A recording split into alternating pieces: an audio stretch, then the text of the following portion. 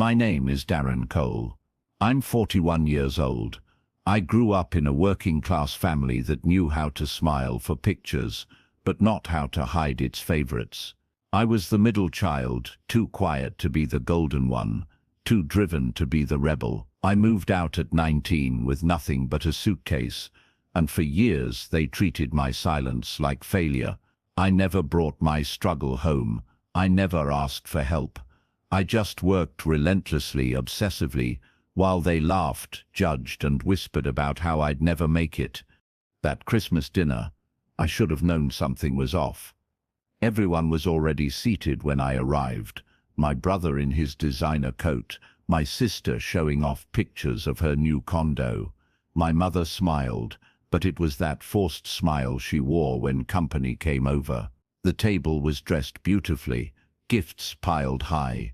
I nodded, said hello, took my place at the end, right next to the smallest empty plate. I told myself it didn't matter, but it did. One by one, they opened their presents. Watches, laptops, handbags. My niece even got an all-expenses-paid trip to Paris. The room was filled with clapping, fake surprise, and phones flashing for Instagram. And when the final gift was handed out, I sat there, hands in my lap, no bow, no card, not even a mention. My name hadn't been on a single tag. I took a sip of water. I smiled. I said nothing. My mother looked over once, just once, and her eyes told me everything. You're the outsider now. That's when I knew. This wasn't about forgetting. It was intentional. A message. I wasn't one of them anymore. I had outgrown the narrative they needed me to stay inside, and this dinner, this was their way of punishing me for becoming a ghost to their expectations. But what they didn't know, what not one person in that room had the slightest clue about, was that I had been building something far greater than they could imagine. While they were counting gifts, I was counting properties. While they dismissed me, I had quietly become a man they'd all one day depend on. And that moment, sitting there with an empty plate, it was the perfect scene for what came next. It's funny how families remember everything you didn't do, but never what you survived without them. After I left home, there were nights I slept in my car, days I lived off instant noodles and coffee. I worked janitorial shifts during the day and studied coding at night, praying for one opportunity. I kept my phone on silent, not because no one called, but because I couldn't bear to hear my siblings' voices pretending to care. They saw me as the dropout, the quiet one, the mistake in a family of performers, but I didn't correct them. I let them think I was fading away. That was my cover. Every holiday, I'd come home for dinner, dressed neat but modest, and they'd size me up like I was a stranger. My brother would brag about his business degree, funded by my parents. My sister would show off another gift from Mom. And me, I'd bring a bottle of wine I could barely afford, sit at the edge of the couch, and try not to show how tired I was. They never asked where I was living. They never noticed the worn shoes. They just laughed and said things like, "Darren always keeps it low-key." But behind the silence was hunger, a kind of hunger they'd never understand. I didn't want their approval. I wanted to build a life so solid it couldn't be ignored. I taught myself how to design websites. I worked with small clients, then bigger ones. I started offering full-scale branding. I made mistakes. So many it would have crushed most people. But every mistake taught me something school never did. How to survive without applause. When my first client paid me 5 figures for a full rebrand, I didn't tell anyone. I didn't buy anything flashy. I put it back into the business. I moved into a tiny studio, bought a whiteboard, and wrote down everything I dreamed of doing: real estate, investments, a digital agency, my own tech startup. And still, I said nothing to my family, because they weren't interested in who I was becoming. They only remembered who I had been. I missed birthdays. I missed weddings. Not because I didn't care, but because I was building something I knew they wouldn't believe in until it was finished. I'd send money quietly when I heard my niece needed school fees. I'd contribute to medical bills under a fake name. They called it luck when things worked out, never knowing the hand behind it. That was fine by me. I didn't need a thank you. I needed results. And so while they mocked me behind closed doors, I was laying foundations they'd walk on without ever knowing. I had built an empire in silence, and on that Christmas night when they gifted everyone but me, they weren't just ignoring me, they were ignoring the man who owned half the city they lived in. There's a kind of satisfaction that comes from not being seen, not because you crave invisibility, but because in the quiet you become unstoppable. While my family was measuring each other's worth with titles and material things, I was learning how to multiply a single paycheck into profit I kept to myself. I worked with startups overseas, outsourced developers, and built a name in circles they'd never step into. My name became known to people who didn't care where I came from, only what I could deliver, and I delivered like my life depended on it, because it did. When I made my first $100,000 in a single quarter, I was still living in a one-bedroom apartment. I could have moved out. I could have shown up to Christmas the next year in a luxury car, but I didn't. I wanted more than to impress people who had underestimated me. I wanted legacy, quiet dominance. I wanted to walk into rooms where my last name meant nothing, and my work spoke so loudly I didn't have to. I reinvested everything, bought my first property, then another, started a firm under a name none of my family would recognize. I watched as my family posted photos of vacations I helped pay for without knowing. They still sent group messages about how Darren was doing nothing with his life.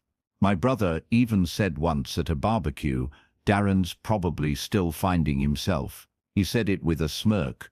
I said nothing. I grilled the meat, handed him a plate and returned to my quiet thoughts. Because by then, I was already hiring people like him to work under my company's contracts, and they had no idea. My biggest milestone came 2 years before that infamous Christmas. A client I'd worked with silently for 3 years offered to buy a stake in my firm, 7 figures, clean, legal. I signed the deal wearing a plain shirt, in a rented office space no bigger than a supply closet. After that, I bought my first downtown building. My initials are engraved on the foundation, just small enough for only those who know to recognize it. And still, I told no one in my family, because power, when it's real, doesn't beg to be seen. People ask why I didn't flaunt it, why I stayed in the shadows while they mocked me. And the truth is simple, because silence is a weapon, when wielded with purpose. I didn't want their applause. I wanted the right moment, a moment where they could finally see what I had become.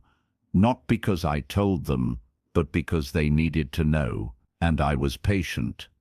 I waited years for that moment, and when Christmas came, and I saw their eyes skip over me while they handed out their shiny boxes and laughed their hollow laughs, I knew something they didn't.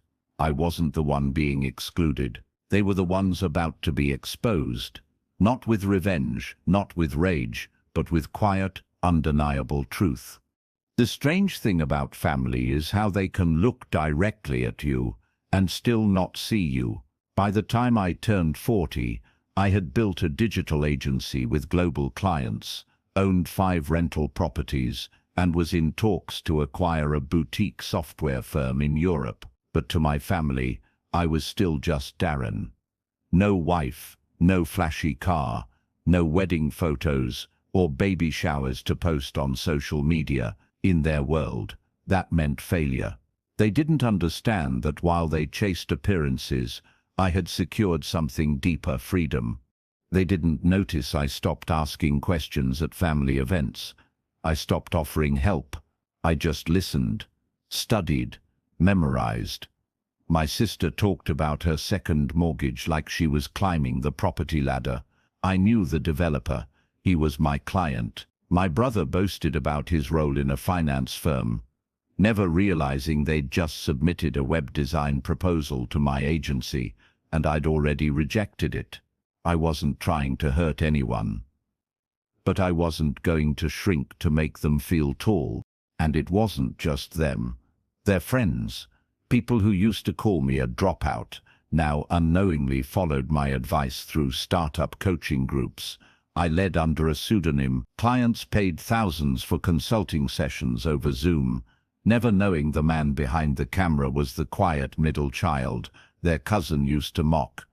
I had grown comfortable being a ghost in their world, because in my own, I was undeniable.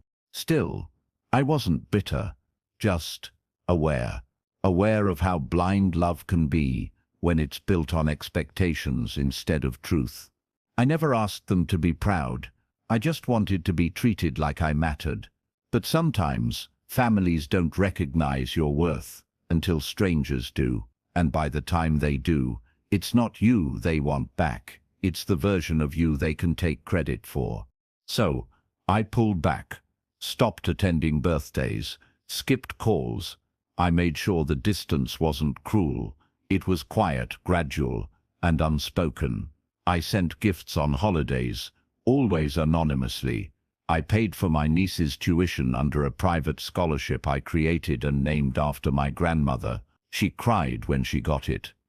Said she wished Uncle Darren were doing better so he could be proud. I smiled. Because every story needs a stage. And I knew that eventually the universe would hand me mine. I didn't need revenge. I didn't need a dramatic reveal. All I needed was one moment. One scene where the truth could stand on its own. No arguments. No explanation. Just a room full of people who once called me nothing, realizing I had become everything.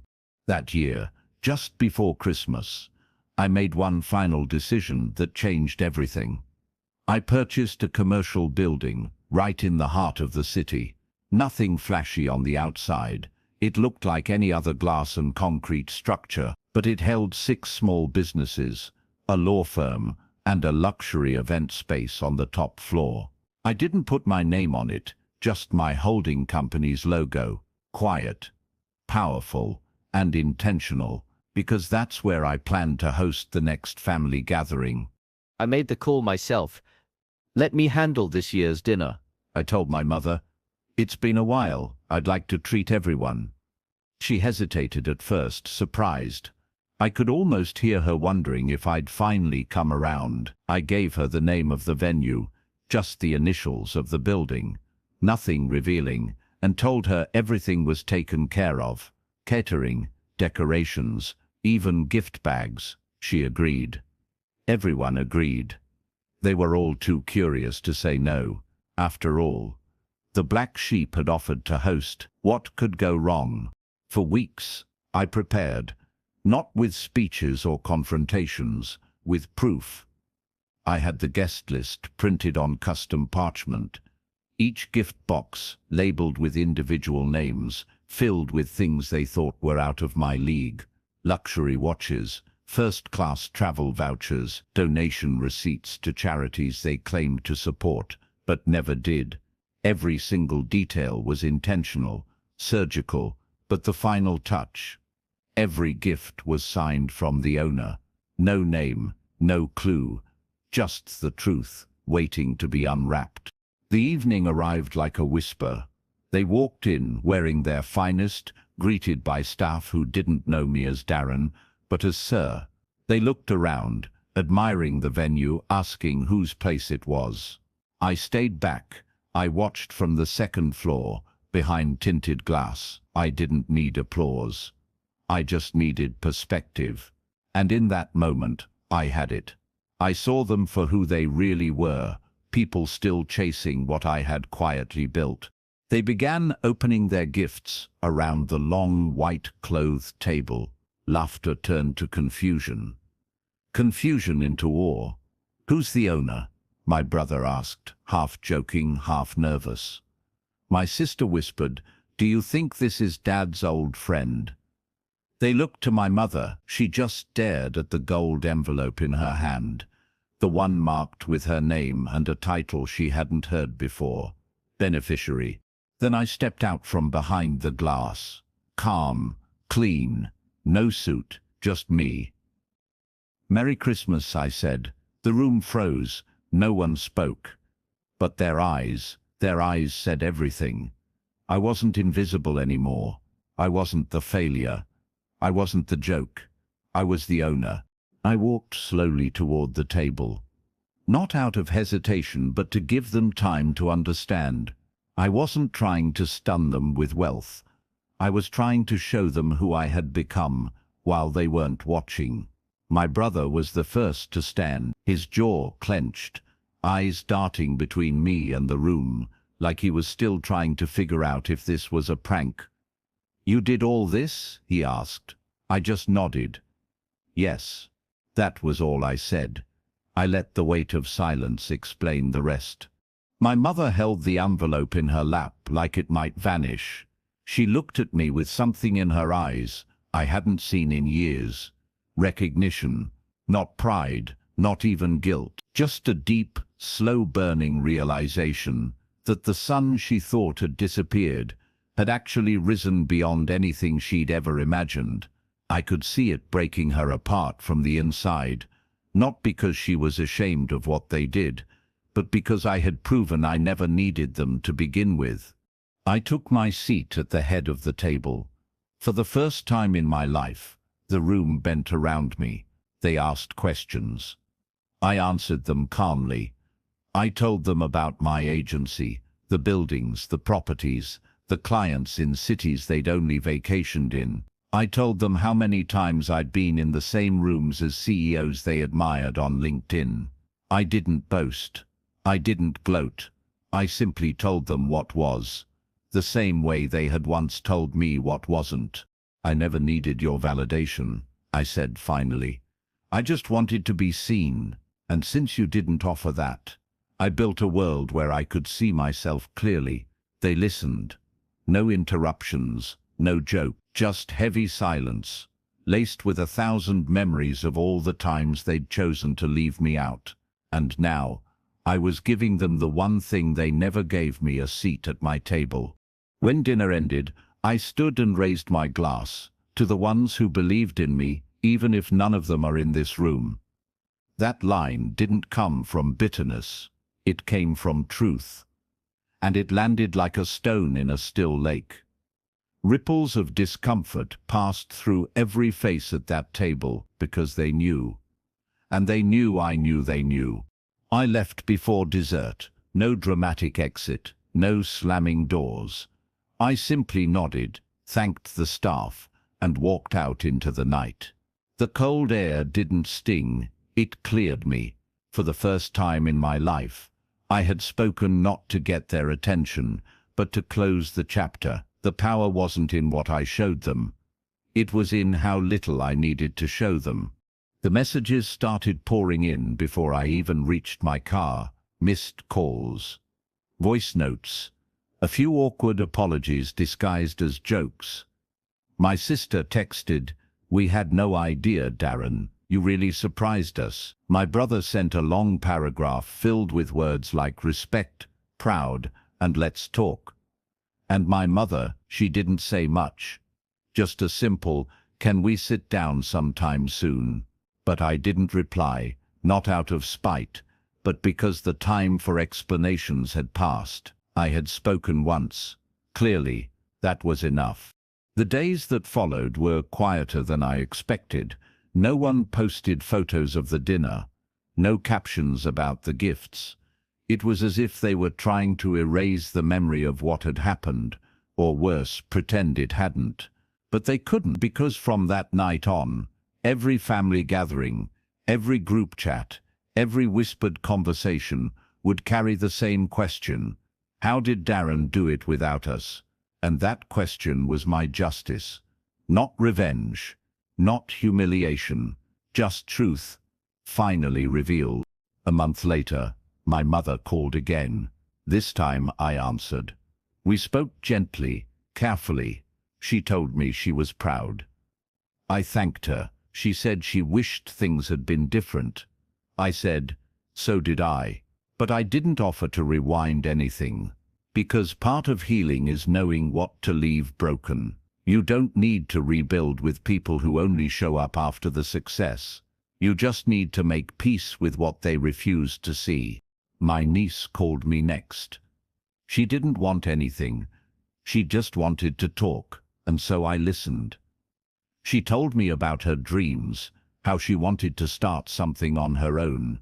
I told her I'd help quietly. Not with money, with mentorship. I saw something in her that reminded me of me when I was young, hungry, unsure, alone. Maybe the next chapter wasn't about proving anyone wrong. Maybe it was about helping someone else get it right. That's when I knew. The real victory wasn't the reveal. It wasn't even the empire. It was the stillness that followed.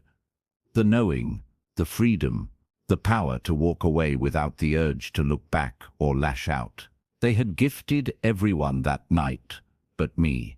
And in return, I gave them the truth, the most valuable thing in the room, wrapped, not in gold, but in grace. In the months that followed, I didn't cut my family off, but I didn't lean in either. I created a quiet space between us, wide enough to breathe, but close enough to hear them when it mattered. I stopped attending every gathering. I stopped waiting for an apology that wouldn't come. But most importantly, I stopped shrinking myself to fit into the small, familiar box they had built around me. That box had burned the moment I walked into that dinner as a man who owned the building, not just the seat. There was a strange kind of respect that emerged, not loud, but present.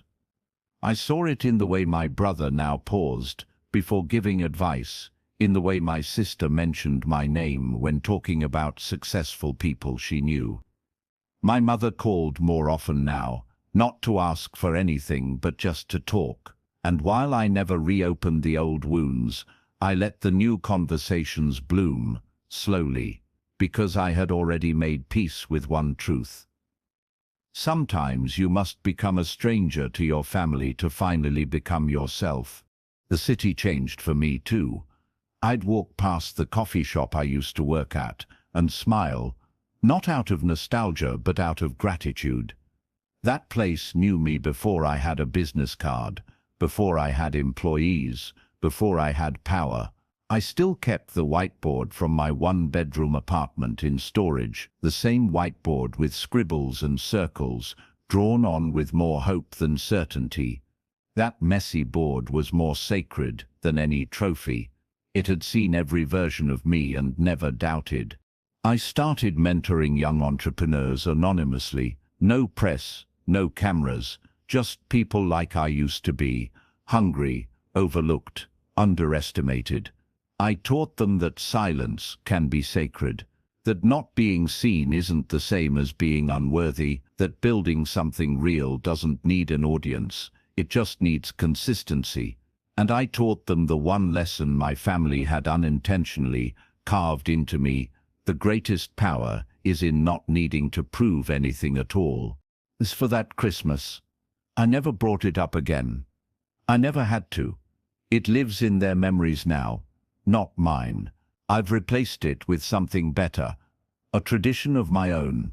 Every December, I host a quiet dinner with the people who saw me before I was anything, the people who never needed proof to believe.